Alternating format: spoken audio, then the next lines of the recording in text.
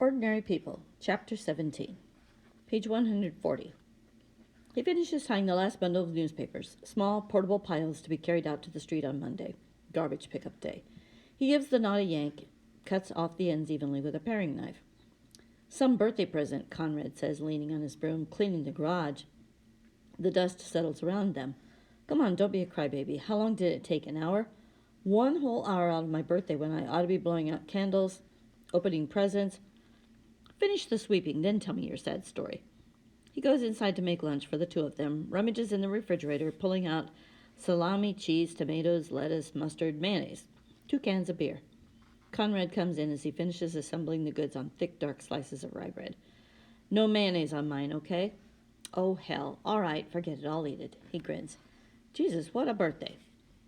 He sits at the table, drumming lightly on it with his fingers. I thought I heard you playing the guitar last night. Yeah. Am I rusty? Sounded good to me. He laughs. You were always easy to please. No, not me. Good guitar player. Lousy garage cleaner. That's my opinion. He picks up his beer. Happy birthday. Thanks. The beer slides golden and cool down the back of his throat. I used to have to keep an eye on both of you whenever we did that job, he says. Couldn't give you anything to put away inside the house, or I'd never see you again. Buck especially. He was a genius at getting out of work. Yeah, I remember. In fact, the only time he worked his tail off was when we finished the rec room. Remember the plastering job we did down there? You guys wrote dirty words on the wall and then gave it away, laughing so hard. They're still there, Conrad says. What? They are. We put them all back when you went upstairs. Come on, I'll show you. And they head for the basement, Conrad leading the way to the room that is Cal's pride. He had designed it all himself. The three of them had finished it together. Dark Tudor beams on the ceiling, flat boards in an X pattern on the walls, and between it they had slapped on the thick curling plaster with their hands. In a corner near the furnace room, Conrad shows Cal the upside-down obscenities, carefully printed and preserved. And another memory slips out, then of himself lying on the sand at the beach, when Buck and Con are building a sand sculpture. The sleek lines emerge, and he sees the outline of a huge race car. When they leave, he goes to view it, sees instead the flaring hips and generously mounded breasts of a giant woman, stretching seductively at his feet. Sex, he shouts, maniacs! And behind him the laughter becomes obligingly maniacal. He straightens up, smiling. There is pressure behind his eyes, and the blood is beating in his head. They go upstairs and finish eating lunch. Cal is busy filling out this Saturday in his mind. A cake, a few presents, nothing fancy this time, nothing big. They will go to Howard and Ellen's because she makes a big deal of her birthdays. She always has felt sorry for Con, as his comes so close to Christmas. Conrad is whistling, drumming again on the table. You're in a good mood today, Cal observes. You like being 18, do you? He laughs. Yeah, I guess so. Tell me something, he says. You and this Dr. Berger, what do you guys talk about? He shrugs, looks surprised. Anything? I don't know. Why? Just curious. What kinds of things? Whatever we feel like. He's an easy guy to talk to. There's not a lot of jargon. Once in a while he gives a little lecture. He leans back in the chair, hands on his thighs in imitation. Perspective, kiddo, that's the key word. What would you think, Cal says, if I were to go and talk with him? What for? About me, you mean? No, just, I don't know, to get a few things straight in my own mind. Conrad sets his beer down. Says with finality, there's nothing wrong with you, Dad. Nice, how do you know? You fishing, you want a grade? Okay, I give you a B+. That's great, Cal says. I buy you a new car, teach you everything I know, how to play tennis, how to clean a garage. I let you beat me at golf, and the best you can do is B+? That's great. Conrad laughs. So I'm a hard marker. Anyway, it isn't important, just an idea I had. See him if you want to. I don't care. It's okay with me. But do I want to? Why do I want to? What's happening? Nothing is happening except that now he is imagining. A peculiar stiff set to Conrad's shoulders when she speaks to him. But does she speak to him? She issues directives. Wear the sweater your grandparents gave you for Christmas, she says, walking out of the room without having any interest in his reply. And Conrad is cool to her, cool as he lowers his head in a mocking bow. Yes, ma'am. Yes, ma'am. No, ma'am. As for himself, he feels undercurrents at work, tremors in the earth. Last night, when they made love, she opens to him only in darkness, only in sex. She let him hold her afterward, whispering against his shoulder. You haven't been very friendly lately. Friendly? He says, I'm always friendly. Please, a silky rush of breath against his face. I need you to love me, Cal. Please promise. I love you, Beth. God, you know that. But he could not hold her tightly enough. She clung to him urgently as he stroked her hair, and he was obscurely frightened, because it was not like her, and because he felt beneath them a fault, imperceptibly widening, threatening. Drifting into sleep, he lost his balance, tipping backward into a memory. A Saturday morning in October, when Jordan was 13. Michigan playing Northwestern. They had planned to go to the game with Nancy and Ray, and Jordan had broken his arm playing football on the front lawn. In the back seat of the car on the way to the hospital, the two brothers had sat side by side, and he had turned around to scold them. He had been annoyed at having to miss the game at the prospect of spending his whole afternoon at the hospital, while Buck got x-rays and a cast, and he had said, "I'm beginning to think you're accident-prone, you know it?" Beth had leveled a look at him. "Not now, you idiot." Buck, his arm held awkwardly in front of him, asked, "How was I supposed to know the kid would fall on me?" "That's what tackle is, isn't it? I've told you kids 100 times that game's too rough without equipment.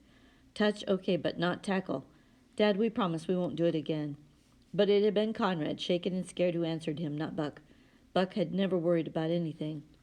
"Coffee? No thanks." He crosses his legs, uncrosses them, tries to relax. God, he has never been so nervous. He surveys the room. Its windows are oil-streaked, cloudy with dirt. An overpowering air of disorder dominates, weighs him down.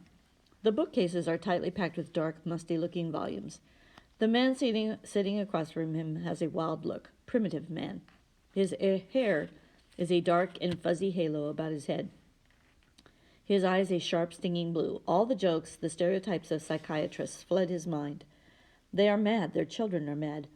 He knew a boy at Michigan studying psychiatry who had gone berserk in the dorm one night and cut up all of his clothes, stabbed his mattress, screaming that Eisenhower had called him person to person from Washington, telling him to do it. An absurd memory. It has nothing to do with this man, yet all of his reactors are at work, summing up, evaluating, rejecting. He shifts uneasily in the chair. "I don't really believe in psychiatrists," he says. Berger laughs. "Okay, what do I do now? Disappear in a puff of smoke?" "I didn't mean that. I meant I don't believe in psychiatry as a blanket, as a panacea for everybody, you know?" "Okay," Berger says. "Me neither." Helpful, trying to be friendly. Only he is too strange, too alien. Cal stares at the overcrowded, sloping bookshelves, reminded suddenly of a professor that he had in law school, whose briefcase bulged with books, scraps of notes, impedimenta, that spewed forth whenever he opened it in class. That first year the briefcase haunted him, reminded him of the inner caverns of his own mind, adrift in terrible disorganization. "I'm not putting you down," he says, "or what you've done for him. He's better, I can see that. Well, he's working at it now." He feels trapped and hot. "I knew something was wrong," he says, "even before. But I always thought, he's very smart. He's always been an all-A student since he started school. I just always thought that intelligent people could work out their own problems." He fixes the bookshelves with a stern look. "These books," he says, "are they all about treating people?" "No, not at all." He looks down at his hands, clenched into fists on his knees. "I wish," he says, "that I knew what the hell I was doing here." "I could use an objective opinion on my coffee," Berger says. "Your son tells me it's lousy." "Yes, all right." He gets up and goes to the table in the corner. "I'm getting a feeling from you," he says, "of heavy guilt. About missing the signals. Am I right?" "Yes," Cal says. "Sure." It is easier now that Berger's back is to him. He hadn't realized it was the eyes that were making him nervous. You don't have something like that happen and not feel the responsibility. Guilt. Guilt, yes. He takes the cup Berger is holding out. "Well, I'm guilty, and lucky, too. I was there at the right time. I could have been at a meeting. We could have both been at meetings." "Your wife was there, too?" "Yes, banging on the door, begging to be let in, while Beth called for an ambulance." "He wouldn't, Cal. Oh, he wouldn't. Just call," he had directed her over his shoulder. "So you think of yourself as a lucky man?" "No, I wouldn't say so. Not anymore. I used to, before the accident." Then his voice shifts, cuts through the film of the windows, through thousands of pages in hundreds of books. "Hell, all life is accident. Every bit of it. Who you fall in love with, what grabs you, and what you do with it." "That sounds more like the philosophy of a drifter than a tax attorney from Lake Forest," Berger says. "Okay, I'm a drifter," he says. "I'm drifting now. I can see myself. I see both of them drifting away from me while I stand there watching, and I don't know what to do about it. What do you want to do about it? Nothing. I don't want to do anything but sit here on the fence until I fall off on one side or the other. Berger sips his coffee. You see them on opposite sides of the fence. Is that it? Yes, he says. No, I don't know. Berger nods. He strokes his upper lip with the edge of his coffee cup. I see her, Cal says, not being able to forgive him. For what? He shrugs. For surviving, maybe. No, that's not it. For being too much like her. Hell, I don't know. She's like a watercolor. They're hard to look at, watercolors. You disappear in them sometimes, and after you don't know where you've been or what's happened. Abruptly, he snaps his gaze back inside the room. I don't know what the hell I'm talking about. I'm not a drifter. I'm not on any fence. I'm not any of those things, except maybe a lousy husband and father. Ah, Berger nods. Well, maybe rotten sons deserve lousy fathers. Yours tells me Tuesdays and Fridays what a rotten kid he is. He shouldn't. It isn't true. He comes by it honestly, though. The smile, open and friendly, invites him to relax, and he wants so much to do it. He leans back in the chair, rubbing his face with his hands. He used to call the hospital the zoo. I asked him if coming to see you was like going to the zoo, but he said no, it was more like the circus. Berger laughs. That's either a compliment, he says, or damn poor PR. I don't know which. He takes a deep breath, the first since he has entered the office. I think I know why I came here. I think I really came to talk about myself.